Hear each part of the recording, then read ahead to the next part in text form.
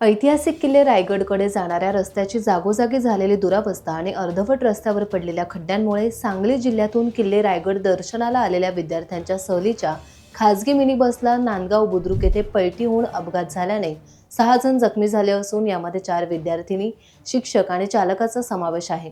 अक्षरा अजय ढोवळे वय वर्ष 16, अदिती रवींद्र खेरमोडे वय वर्ष 16, अदिती खाडे वय वर्ष 16, सिद्धी ढोवळे वय 16, योगेश जाधव चालक वय वर्ष 35, जगन्नाथ विश्वास येवले शिक्षक वय वर्ष 45 अशी सर्व जखमींची नावे असून ते सांगली जिल्ह्यातील वाळवा तालुक्यातील रहिवासी आहेत.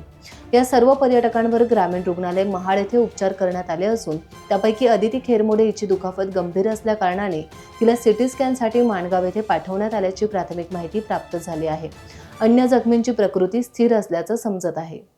टाइम्स डिजिटलला लाईक करा, सबस्क्राईब करा, शेअर करा आणि बेल आयकॉन दाबायला विसरू नका.